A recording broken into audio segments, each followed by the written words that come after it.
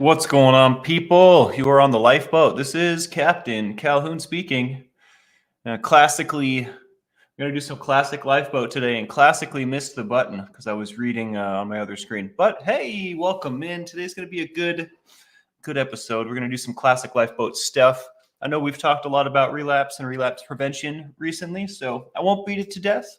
Maybe we'll sprinkle in some intention, maybe some boundaries, some good old classic stuff right in my wheelhouse. Good morning to everyone. Jane Aldrich, the Arabian Bar, Jason P. Good morning, folks.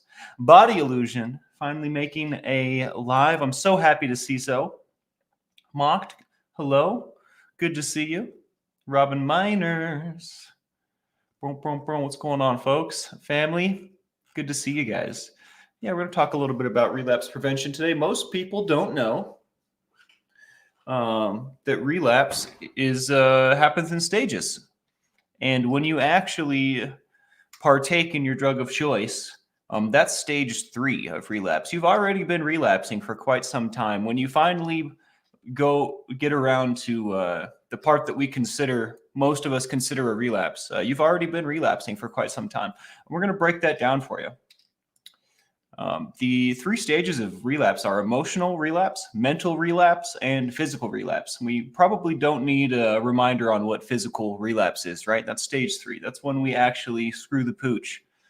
So as you can see, this is not a gradual, or this is not a single moment. This is a gradual process. So it's important that we maintain presence of mind on this journey so that Dilrod looking good and green. Welcome in.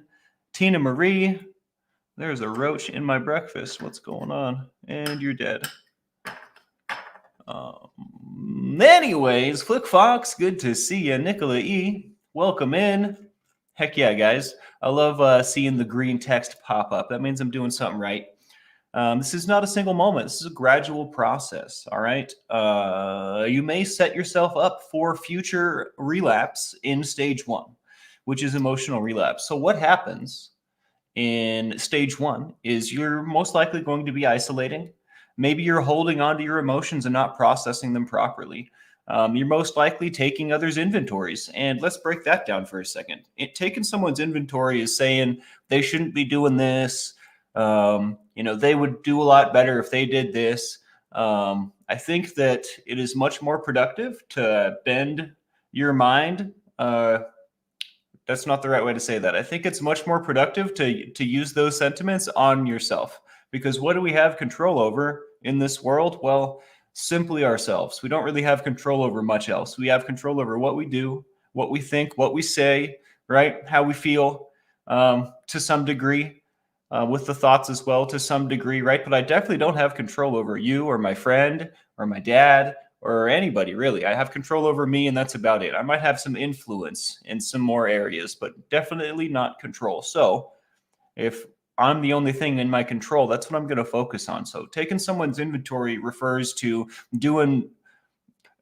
acting like you're doing their work for them, right? So like they should be doing this. They would do a lot better if they didn't do this. Well, I mean, why don't you just apply that to yourself instead? Taking other people's inventory is a really great way to get out of doing our own work. It's a really great way to escape our own problems. And also, it's not a productive endeavor regardless. Because if I'm going to talk about someone else's issues, I can't fix those problems for them. So what is the point? Like if I'm talking with someone about their stuff, that's a little bit different, right? But I think you guys get taking someone else's inventory is not something that we want to do. And it will lead you down a path of relapse 100%. Because when I'm more invested in other people's issues than my own, that speaks a lot to what I'm doing with my issues, right? I'm probably not doing anything with them. If I'm taking someone else's inventory, what's up with my inventory? Where did it go? It's still there. It's just not being addressed there. And I don't want anyone to think that this is something that's going to end. You will constantly be having to do a little bit of upkeep. It's like owning a house, right? You got to mow the lawn. You gotta make sure the bathroom's clean. You gotta maintain the thing. The same thing goes with our mind and our body. We have to maintain the sucker. So, if we think that the work's going to end one day, we're going to end up finding ourselves probably on this path of relapse, if that's our history. Cindy Plumley, good to see you. Nicola E, figure I was in stage 1 last month. Not taking others' inventory, though, that's good. That's a really good sign. But I let myself get exhausted enough that I was struggling. I feel nearly back, not quite. And, I will say the importance of getting the proper rest, the proper nutrition, like listening to your body say yes and no. When I think to myself, do I want to go do this? My initial response is usually my body's response, right? If my initial response is, I probably shouldn't go, there's probably a good reason that I should, maintain my energy, maybe stay home and recharge, do some self-care, right? So I'm really glad to hear you're on the way back up, Nicola. But I can relate with this so much. I often don't take care of myself, or whatever the case is, but will find myself struggling because I'm exhausted, or struggling because I didn't do X, Y, or Z. So and the cool thing is, Nicola, you had the presence of mind to notice what's going on, right? So you turned the track around real quick, or turned the car around on the track. You're going back the other way now. So that's good. That is the point. What we're doing must be working a little bit, huh? Nicholas says, taking a whole weekend just reading and relaxing has helped. That will work wonders. It is a wonderful thing to take some time for oneself. I tell you what. And when I take time for myself, I try not to do it within the constraints of what other people expect or want from me, right? Because what I need has nothing to do and no bearing on what people expect or want from me. What I need is what I need, regardless of what's going on in the world. So when I'm taking time for myself like this, I like to just not consider other things, just consider, what do I need? All right, then I'm taking it. Because, if I try to do it within the constraints of some other construct or some other idea, some other expectations, I'm going to end up selling myself short, and then I won't come back 100. I'll come back 50, right? Or 60. I'll come back some percentage less than 100. So I think you're doing great. Body Illusion says, some people do other people's inventory so they don't have to look at their own. 100%. And, this may not be an intentional thing. This might just be a subconscious escaping of one's trauma, right? Which is understandable, but it's not going to fix the problem. It's not going to make us feel better. It's not going to keep us sober. So there's that. Chew on that for a sec while I get my brain back together. Today's been an interesting morning. I've been struggling. And I think it's just, I don't know. I think it's just a transition of the seasons or something, because there's really nothing should be wrong. I'm doing everything. I'm eating all the calories, and my space is clean and nice and organized. I got plenty of sleep, so there's just something else going on that I don't have control over. So we're doing our best here. Hit that like, subscribe, and the bell for notifications if you like what we do here. It certainly makes a difference. That's interesting. My next note was importance of sleep and nutrition. So Nicola, you served me up that alley-oop perfectly. It's a slam dunk. So if we let this emotional relapse continue, right? If we keep taking others' inventory and holding on to emotions, and we're isolating, we're not talking to our friends and our peers, what happens then? Well, it progresses to mental relapse, which is stage 2.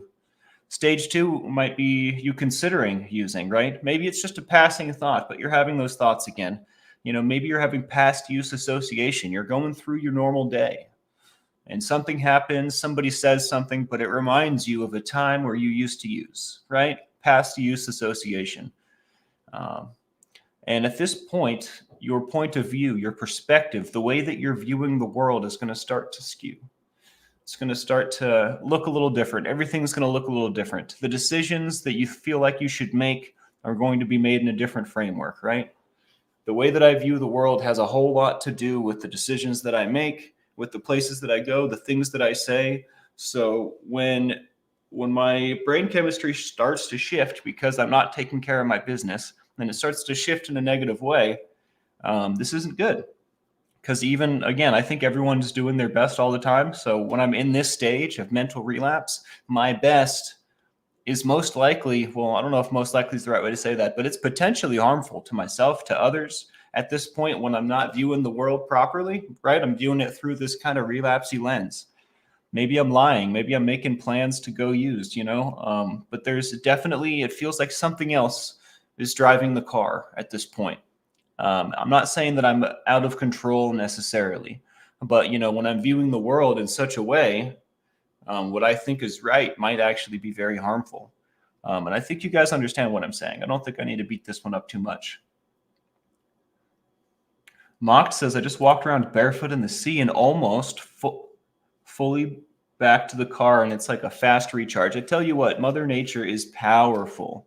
One of the ways that I maintain not being on this path of relapse is I immerse myself in nature now and again. If I'm feeling drained or fatigued or exhausted, just a general sense of, I don't have anything in the tank, I'll go do something to recharge myself. And it doesn't have to be nature. That just, is a very wonderful tool. It's a very wonderful way to recharge. Sometimes I'll go spend some time with my friends, whether we're being raucous or being quiet. We're going out on the town or hanging out at home. I'll go try to be with my people and do what we do. That also helps a lot. But sometimes I need to just, like Nicola said, take a weekend to read and relax and, maybe wash my feet or something. Something for me. That is often what I do. Spanx Body Illusion says, I'm proud of my boy. 2 weeks sober. Let's go. Turning into a pepper freak. I'll have to turn him on to Johnny. Let's go. That is so cool. Shout out to your boy, Body Illusion. 2 weeks is a big deal. At the 2 week mark, he's most likely starting to feel different, right? He's most likely starting to feel the absence of the substance, right? And also feel the presence of himself again, right? And it's going to be a slow process, but week 2, you got to be feeling mighty different from day 0, mightily different. I know week 2, I felt mightily different. It was also kind of scary for me at week 2. What I had been filling the tank with was gone, right? And what I filled the tank with prior to that was a distant memory. So I was very, very vulnerable. At week 2, I wasn't entirely sure what to do or how to handle things. So I did a lot of talking to my dad. I did a lot of reaching out. I did a lot of peer support exercises, a lot of conversations for 8 minutes, right? To distract myself and get my brain back on the right track. Because, it only takes 8 minutes to distract yourself. So if you have the ants, the automatic negative thoughts, if your brain whirlwind is whipping up some nasty stuff, call a friend and be like, hey, can you talk to me for 8 minutes? I just need like 8 minutes. And by the end of those 8 minutes, you won't be thinking about that stuff anymore. So I did a lot of this on week 2. I tell you what, I did a ton.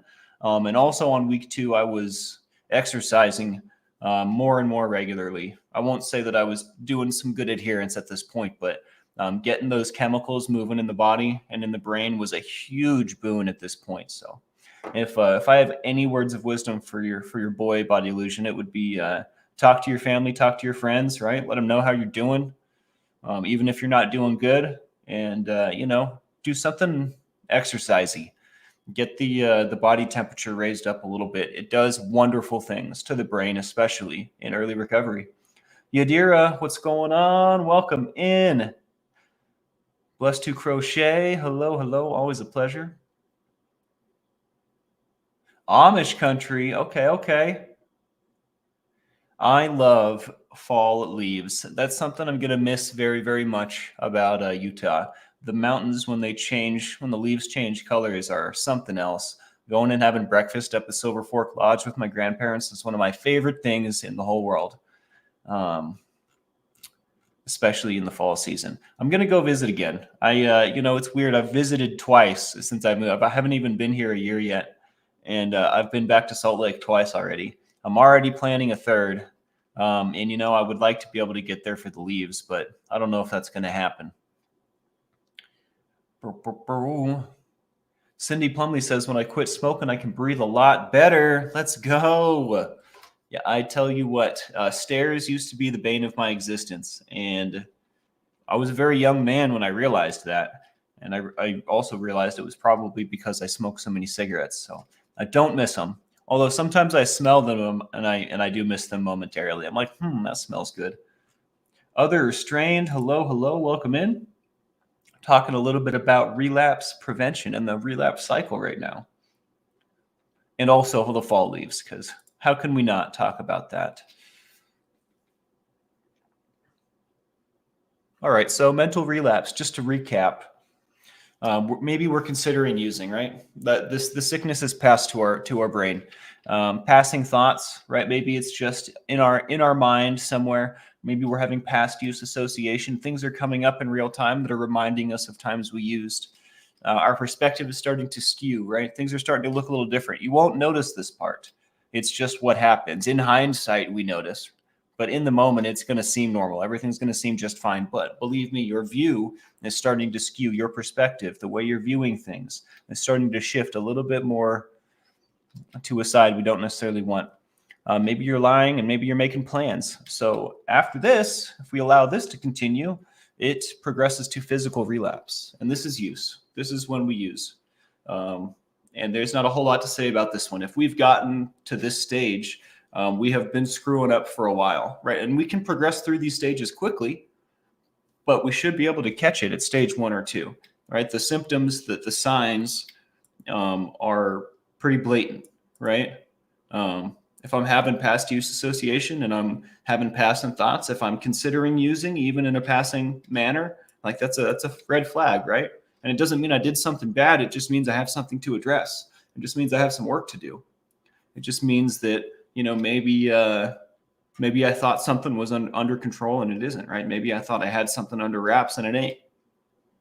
And also in stage 1, take another's inventory is a very blatant expression of something not being right on the inside of me, right? So even if I'm having these thoughts in my head and not saying them out loud, right? If I'm taking other people's inventory as like a reactionary thing in my head subconsciously, which I do, this is one of the ways that I tell very early on if I'm not taking care of business.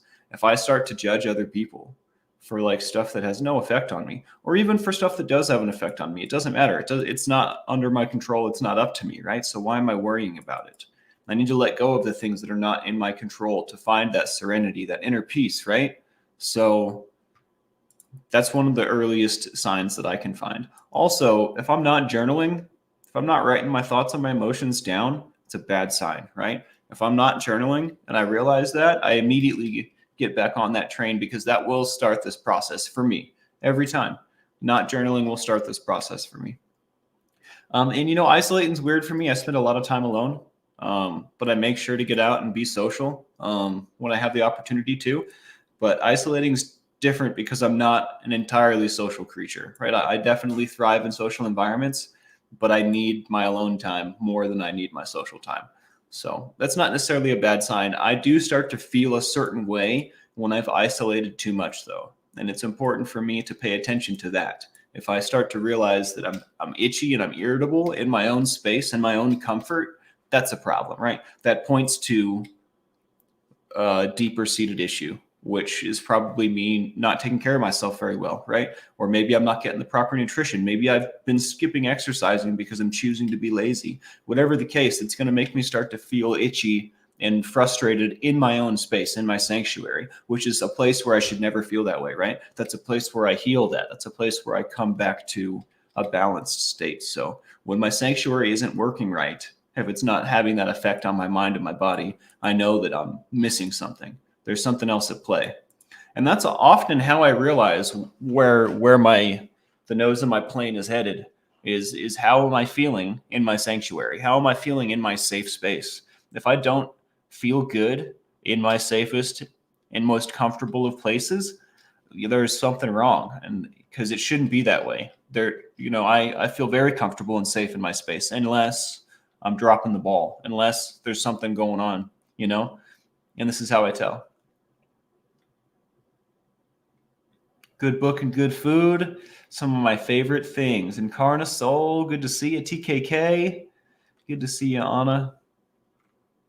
I don't know if it's Anna or Anna, but it's always a pleasure. Johnny, one of my biggest downfalls has been instability. Yo, you and me both, brother. I tell you what. I haven't picked up drugs, though. I've relapsed with alcohol, though, after 2 years of sobriety. There's something about that 2-year mark. I've made it to the 2-year mark a couple times. And for some reason, that's something happens at 2 years in my head. And things start to shift. And my perspective skews. And I've relapsed at 2 years more than once. So I can relate with you. The cool thing is, dude, is relapse is not necessarily a loss, right? I mean, unless you went out and did something crazy and changed your life, right? But I mean, picking up the bottle is not the end of the world. It's a stepping stone. It's an opportunity for learning, right? It's also an opportunity for you to get back up and stand up tall, right? So don't beat yourself up too much. I know if you're like me, you're probably really good at beating yourself up mentally, right? Giving yourself that negative self-talk. I'm a pro at that stuff. So try to treat yourself with grace, my man. This is not an easy thing that we do. And I think you're doing great. You had 2 years of sobriety. You picked up the bottle once. I think, get back on the horse, big dog. It ain't nothing lost, but what you perceive. Yeah, man, absolutely. My pleasure. I've relapsed more than I care to admit, right? It never feels good.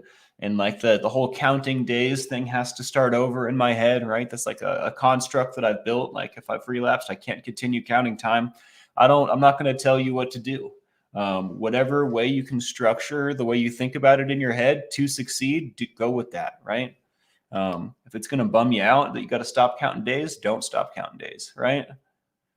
The important thing is that we get the nose of our plane headed in the right direction, and we kind of clean up after ourselves, right? Whatever baggage we've brought with us, we got to sweep that stuff up. So I think you're doing great. One little relapse is a part of the process.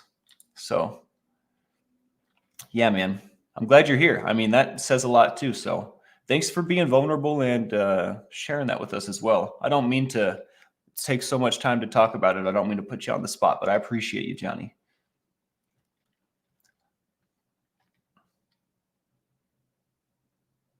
Yadira, good evening to you as well.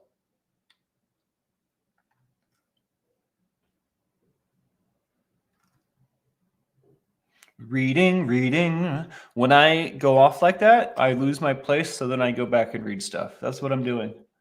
Brianna Miller, I knew I saw you in there. What is going on? Welcome in. It's like a frog slowly being boiled in water. If you're not paying attention, it'll get you. Are we talking about relapse stages? Nicholas says, I think the time I found hardest was being exhausted and having insomnia. Yeah, your mind starts to play tricks on you, right? And it's the worst. I've only experienced this a couple times, but it was literally the worst. I couldn't trust my own mind, which is a terrible feeling. I was getting tempted to use alcohol, not to party, just to sleep. Only that doesn't even work anyway. It's interesting what the brain will do. This is a perfect example of what I mean by your view and your perspective starting to skew, right? And we're going to convince ourselves that drinking a little bit is going to help us sleep when we know damn well that's not the case, right? But we will do anything to get out of uncomfortable positions, especially ones that we perceive as potentially even more damaging later on, right? Like not being able to sleep and being exhausted already. My brain is going to get in this mode where it needs to find a solution to this, even if the solution isn't proper. It's very, very interesting. I appreciate you bringing that up, dude. That was a perfect example. You did a burning tree. Are you talking about crochet, Mary? Did you crochet a burning tree? Because that's pretty cool.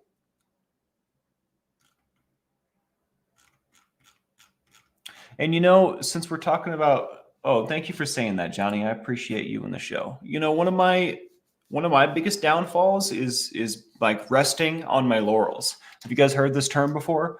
They use it a lot in the 12-step program, but resting on laurels at the end of the day means, at any time of day, what it means is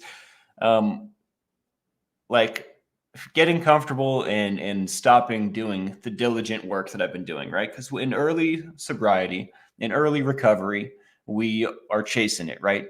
We're attacking sobriety, right? We want everything this can give to us, and we want it now because we're uncomfortable. We don't have what we needed, right? We're getting rid of our favorite thing, and we're forging a new path. So we come at it with this veracity. Eventually, you get comfortable, right? Things start to work, go well for you, and resting on your laurels is a thing that happens. I start to feel like I've got this. I start to to maybe let a couple of the things that I'm keeping up slide, right? This isn't as important now. I'm in a good place. Well, that's right. That's called resting on your laurels. And that is a great way to fall back into relapse. And that's one of my biggest my biggest Achilles heels is, and I'm aware of this too. It's crazy because I'll get to a point where I'll feel good, things are working, they've been working for a little bit of time, and I have this experience of dropping the ball at that point previously a couple times, right? More than once. So I also have this experience where I have rested on my laurels, even in that position with those experiences and that knowledge. When I get to, like, basically right now is about the time that I start to rest on my laurels.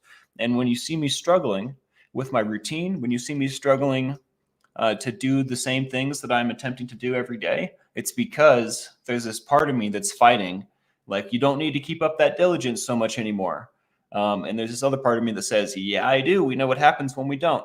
So there's a struggle, a battle happening inside of me where I'm trying not to rest on my laurels, but my natural inclination is to do so, right? I've earned it, right? I can do what I want now.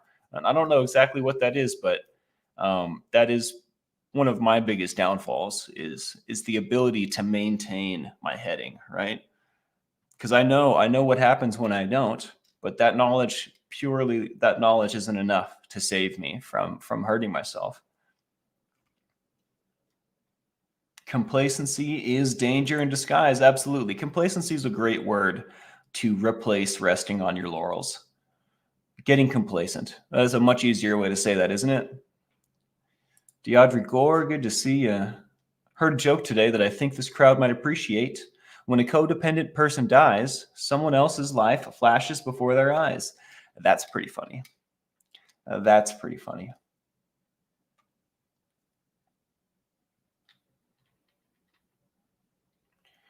I'll have to go check that out, Blessed to Crochet. I do love a good tree on fire.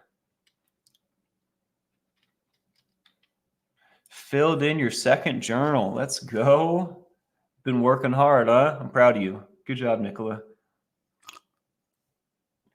I'm getting pretty close to the end of the journal that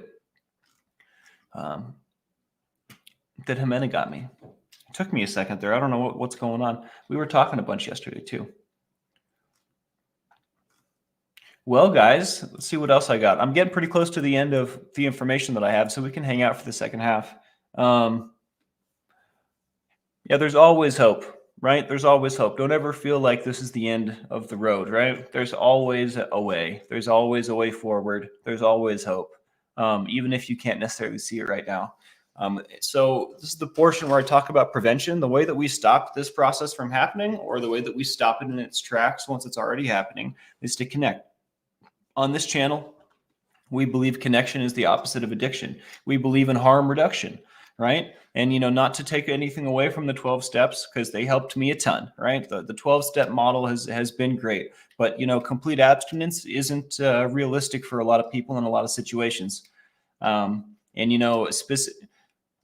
don't think anything more than anything else, but, opiates and benzodiazepines do come to mind right out the gate, and so does alcohol.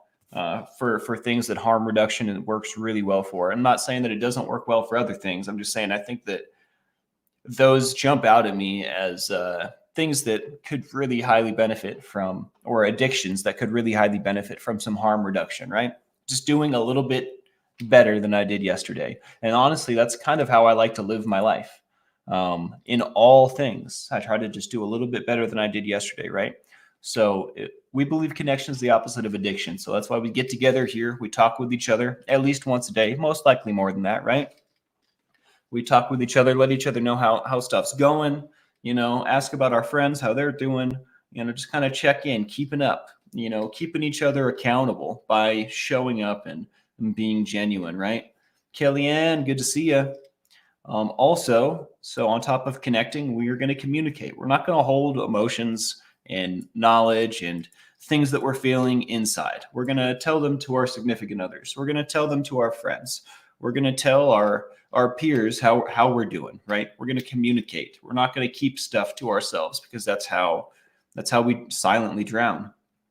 The people close to you are going to notice the changes that you're going through before you do, whether that's for the better or for worse, right? Whether you're improving, you're working on, you're doing your spiritual work, you're doing your inner work, you're cleaning up your baggage. Your friends are going to notice the physical, mental, and emotional changes in you before you do, which is a really cool phenomenon. And also, if you're not doing so hot, your friends are going to ask how you're doing. Your friends are going to say things to you like, hey, what's going on? I've been noticing X, Y, and Z. So that's one of the reasons we communicate. We want those avenues of dialogue to be open. We want our friends to feel like they can ask these kinds of questions. We also want our friends to feel like they can tell us, hey, you've been you've been looking really good lately. I don't know what's changing, but you're kicking butt, right? We want these avenues of dialogue open. We want them comfortable, well traveled. And my go-tos. So my go-tos are going to be journaling. If I ever have some sort of response emotionally in my heart, in my head, if I ever have really strong feelings and thoughts, if I feel some type of way, right? If I'm and what that means is I'm feeling something very especially strong. I will write it down. I will get my book out and I will write it down. And it doesn't have to be a work of art, right? I just need to get what's in my head out of my head and onto this page. So even if it's stream of consciousness and it doesn't make a whole lot of sense, it doesn't matter, right? It's getting the thoughts out of my head onto the page, which is a huge benefit. But on top of journaling, I talk about exercise a lot. If you can do something to get the blood pumping, you don't need to be like building muscle, right? You don't need to be doing some crazy routine. You just need to get the blood flowing, right? There's a physical reaction that happens. If I go and do 20 push-ups right now, when I sit down afterwards, I will feel different physically, right? And that's what we're looking for. We're retraining the reward system of our brain. The reward system of our brain, if you don't know, is when I touch a hot stove, it gets hot, I pull back, my brain says, that's not good, right? Or I eat some honey, some sugar, I eat some candy, right? My brain tells me, ooh, this is wonderful. My brain is logging information. Okay, this is what we like, this is what we don't like.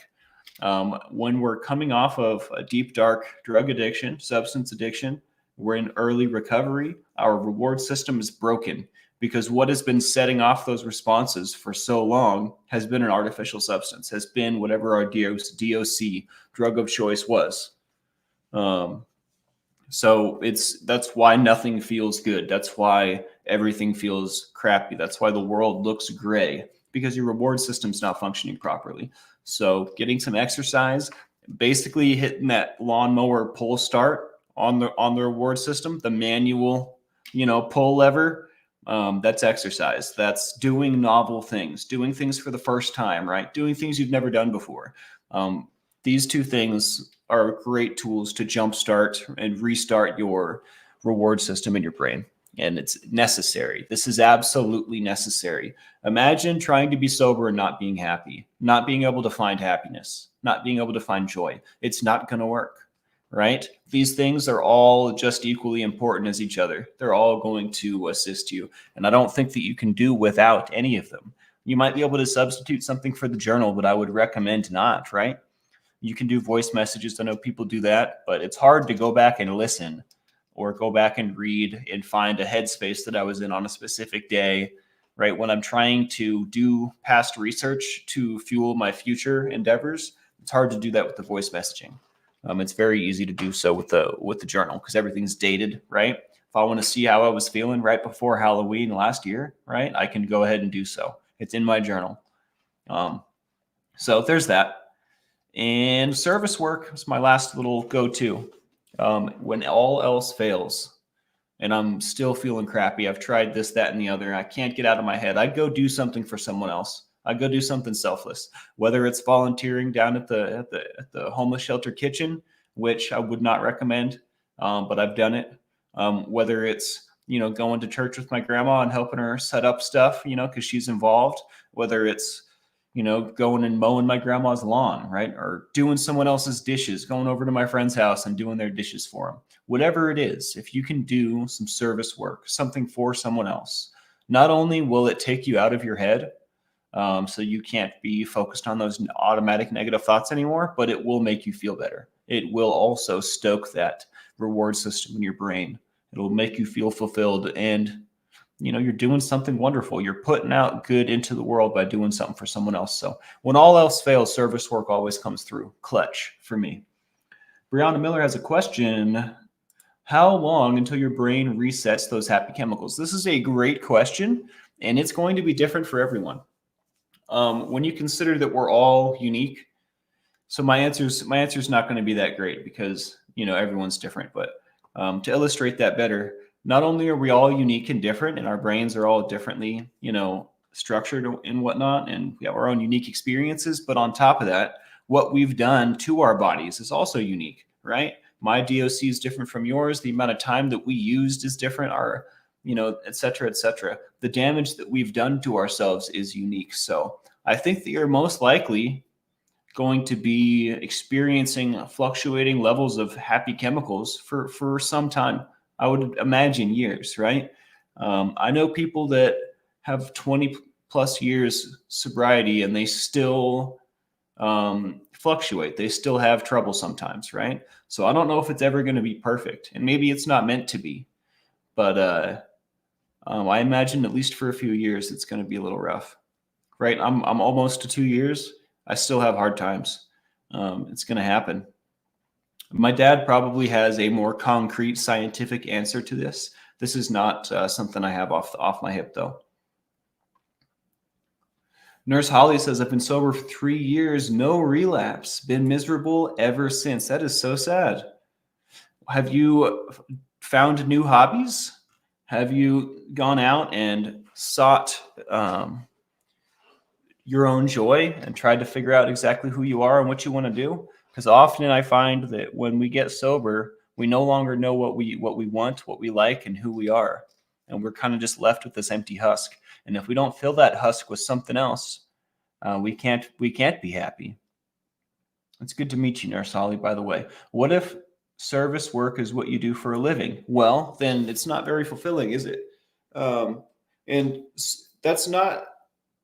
So you can't do service work for a living because you're being paid to do so. That makes it not service, right? Like what you're doing for work is probably a service to somebody, but the fact that you're getting paid for it makes it not selfless, right? So even if you were to do exactly what you do for work on the side, not for money, then it becomes service.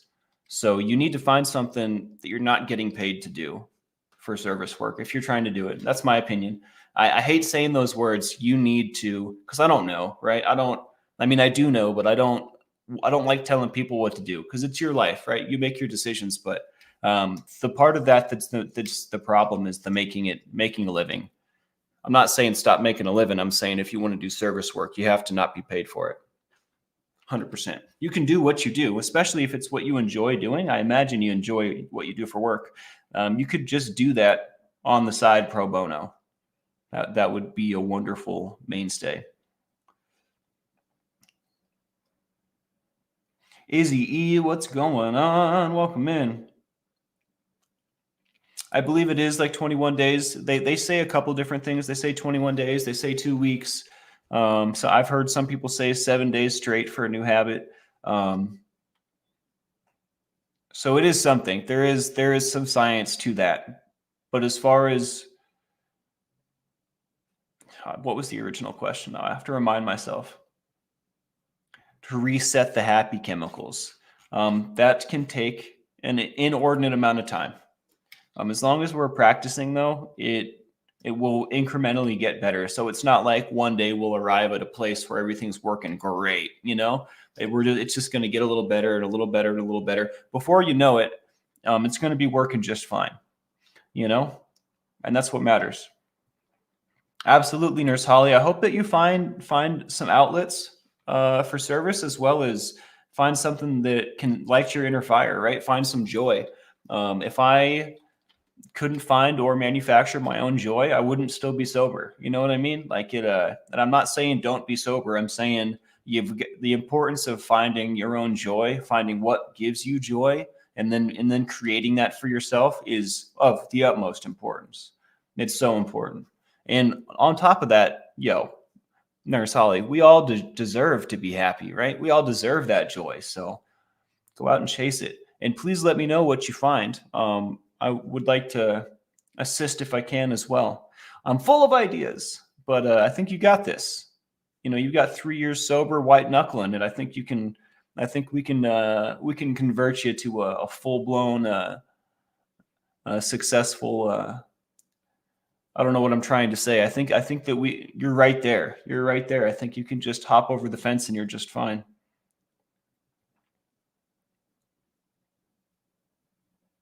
Nicola E raises a great point. A new habit might take 21 days to become routine, but the key moment is the decision, which only takes a moment. And it's a moment that recurs, right? Especially if I'm forming a new habit, I have to choose every day for 21 days. But you're right. That moment of decision is the most important part. When I decide to do my exercises, it's usually I'm doing it right now, because if I don't, I'm going to talk myself out of it, or I'll put it off and it'll never happen, kind of thing. So it's interesting.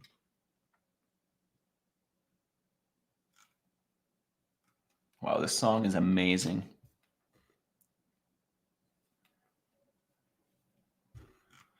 I always love it when you can hear the bass guitar in a metal song.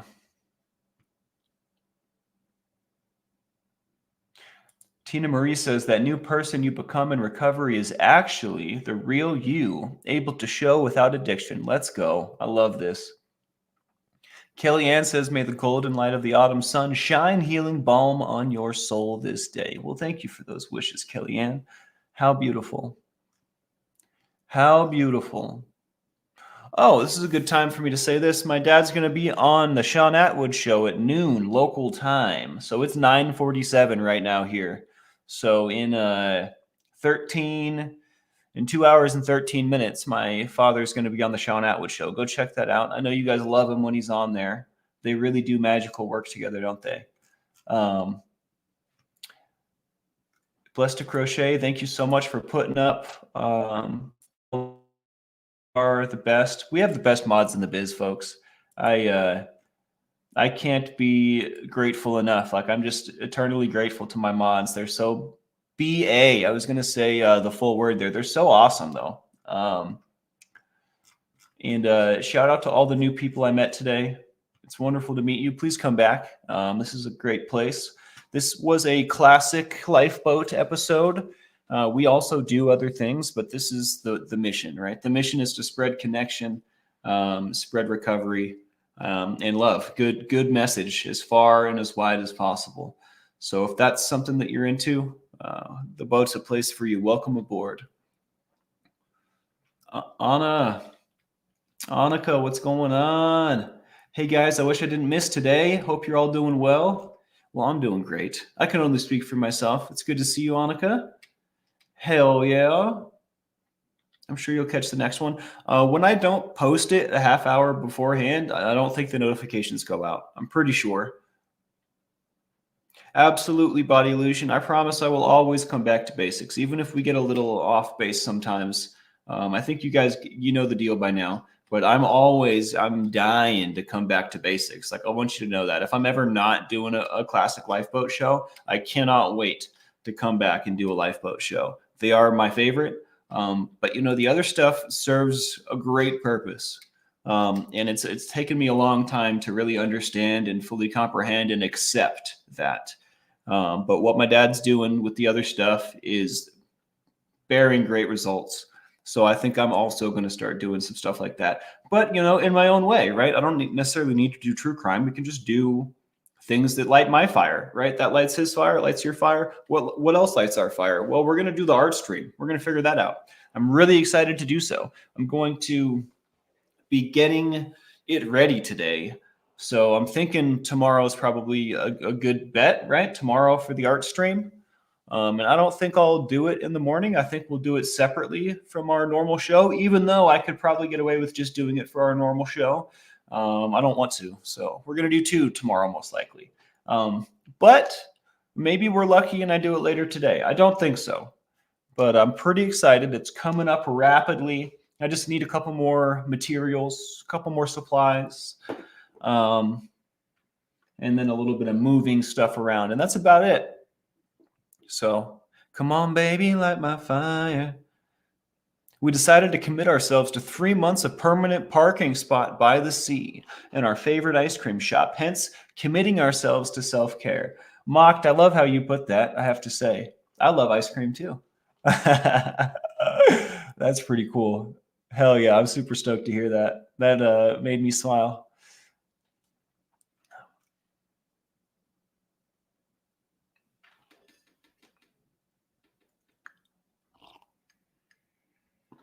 How are you doing, Izzy?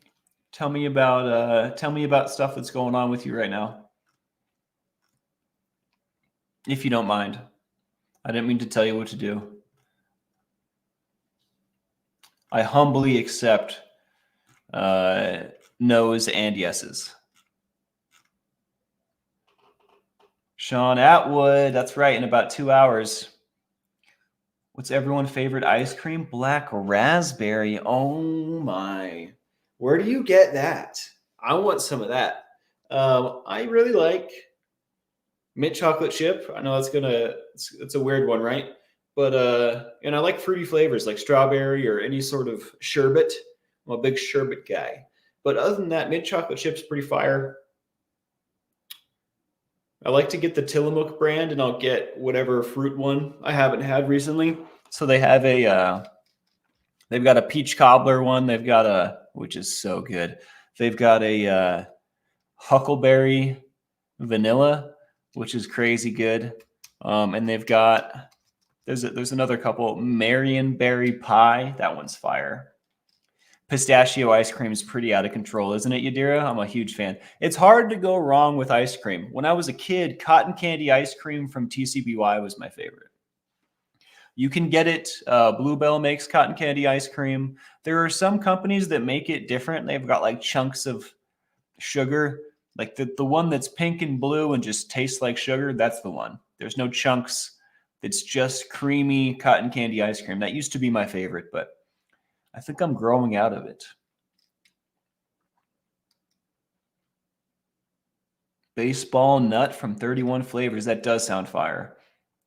Only sell during baseball season. I'm going to have to go check this out. I don't think I've ever had it. Other restraint. That sounds so good, though. There are some good vegan ice creams, Nicola. I've had some vegan ice creams that just literally, I mean, obviously melted in my mouth. That sounded silly as it was coming out. One of my new favorite things is to put honey in my yogurt instead of fruit, which not really lowering my sugar intake there, but it is so good. Ben Bacon Bits, you're just a busy guy these days, brother. It's good to see you. How are you today?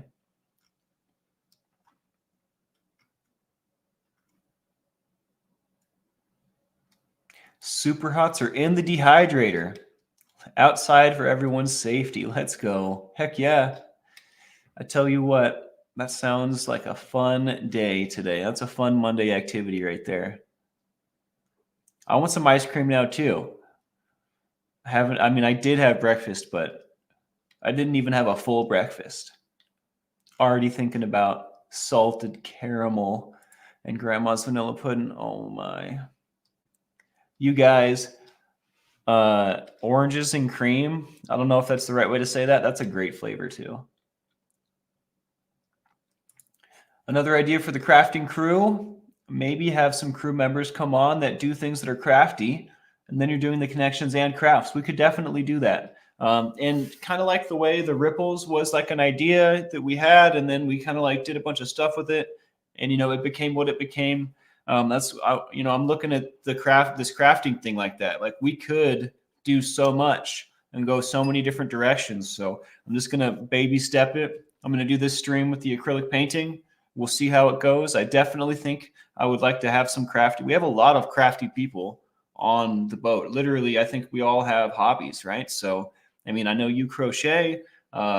Matrix does the resin. I mean, there's so much we can do. So, I appreciate you giving that shout and that idea. I agree with you, and I'm excited to see what we can get done.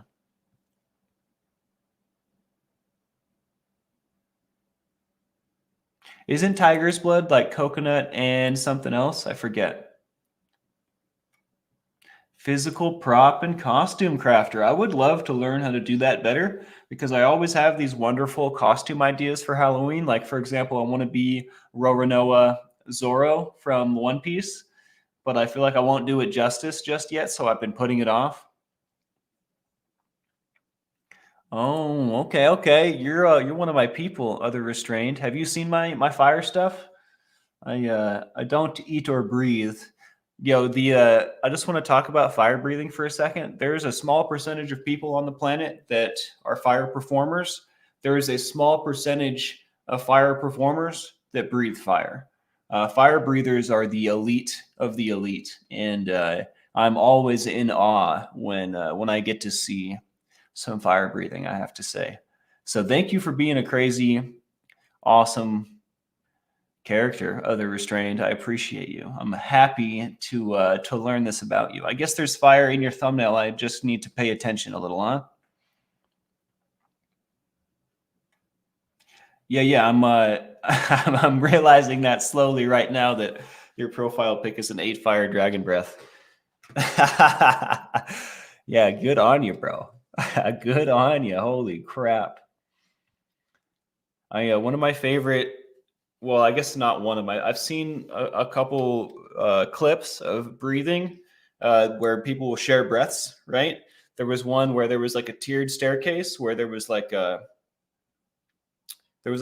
the railing was concrete going up the switchback stairs, but there was a space so you could like lean over the balcony, right? So there was someone here, someone here, someone here, and then someone on the roof. And the guy on the ground did a breath, and then everyone caught it without ignition, right? Because the initial breath ignited all of them. Was one of my favorite clips. I also have a clip of some friends of mine before I met them.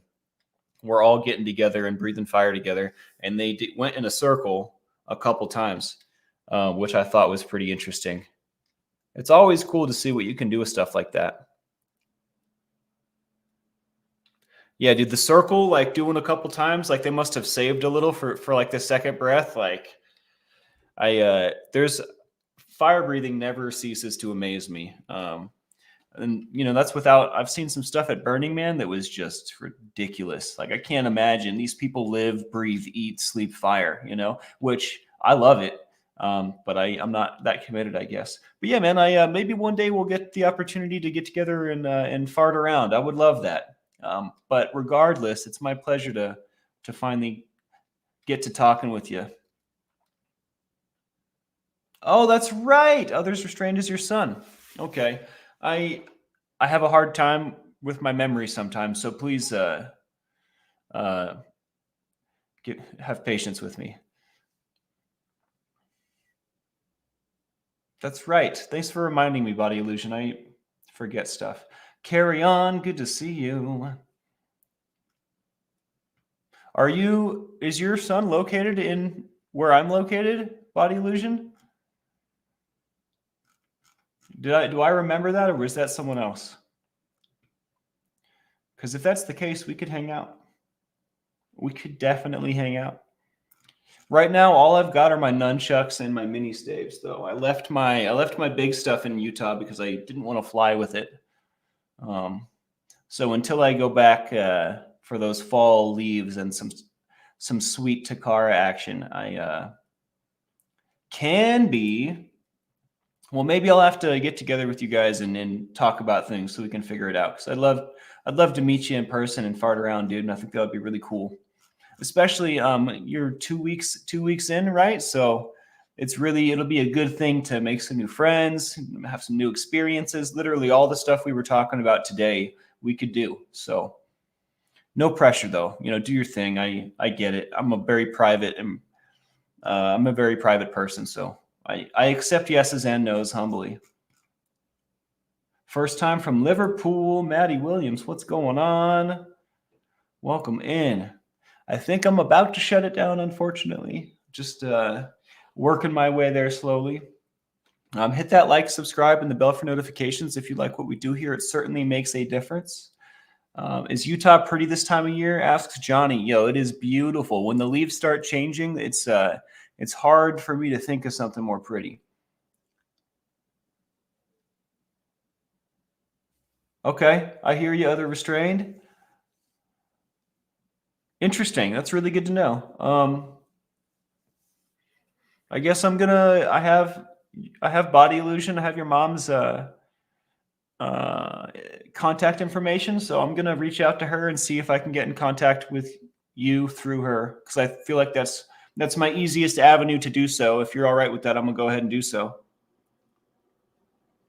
I think I get what you're saying, other restrained. I live in Halloween Town, Oregon. Do you guys remember that Disney movie, Halloween Town? I used to love that movie when I was a kid.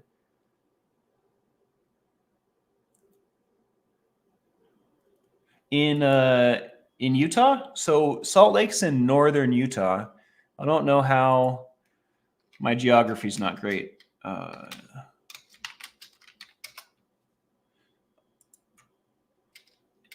Salt Lake City is like northern Utah, so or north central, pretty close to Wyoming though. So that's like halfway. If you were to divide the country like directly in half, long ways, we're on the north side of that, just barely, but we are. So yeah, we get the best snow on earth in Utah. By the way, if you're into snow sports and you haven't been to a Big or Little Cottonwood Canyon, you're missing out. Let me just tell you that right out the gate. You're just missing out. Period. Your daughter and you were watching it tonight. It's a classic, right? I might go ahead and watch it myself. It's been a long time. Utah is beautiful, and there's a large community of burners, hippies. There's a lot of people, traveling folk, artistic folk. I'm just trying to be objective and describe my friends, I guess. But there's a large contingency of not the mainstream culture, right? The mainstream culture there is so strong. The counterculture is like equally strong and weird. They're my people, right? So I couldn't recommend it enough, Johnny. Even if you were just passing through, I think it would be fun. But I will say the way that the society there is structured, you're going to see a lot of that mainstream, that religiously driven, that very proper kind of people a lot. But that the other people are there, right? They're just not. They're not going to be lots of your peeps, absolutely, but you're going to have to seek them out, right? You'll bump into them downtown. You'll bump into them all over the place, but don't be deceived by the amount of that mainstream culture that you bump into. Is all I'm trying to say, because there's a lot of them, and especially like downtown. Like there's the temple. There's all sorts of stuff. So I don't know, I think it's a great place. Other Restraint says, I was in Provo, not to be too odd, but I was off put by how white it was. Lol. And I am white, but from Bay Area, melting pot. 100%. Very culture shock coming from the Bay Area to Utah, I bet. I moved from Utah to California, to Nevada and then to California. So I had like an incremental step, right? But very, very different. And then I moved back to Utah from Colorado, I believe, at some point. North Dakota and the status is strong here. I'm not entirely sure I understand. I've never been to North Dakota, but I hear some things. Lots of oil up there, I hear. I have been to Bryce Canyon, Brianna. I actually, when I was young, my parents took me down there and my grandparents. We all went down to ride horses, I believe. I can't remember what the occasion was, but I remember the horse that they put me on, his name was Bullet. And yeah, safe. And the tour guide wouldn't let go of my horse's reins. Like the whole time he was holding on to my horse while he was riding his horse. And this bothered me so much. But I guess Bullet wasn't well trained or something. All right, guys, I'm going to shut her down. I'm going to get out of here. Much love to all of you. Let's start this week off with a bang, right? Get out there and do what makes you happy. Set your own soul's fire. Find some joy. And, show yourself a little bit of grace. We're all trying hard, Mainstream society, understood. Yeah, there's a lot of that in Utah as well. But the counterculture is so strong. In fact, honestly, I don't know what you got going on, but I might be able to introduce you to some people. So you guys have a great day. Thanks for speaking with me, everyone that did. Thanks for showing up, all the new people. Does the salt water do things to the snow? Yes, absolutely, Ben. We have the fluffiest, softest, best snow in the world. I am super glad I saw this. I was about to miss it. What am I saying? Much love. Have a great day. Goodbye.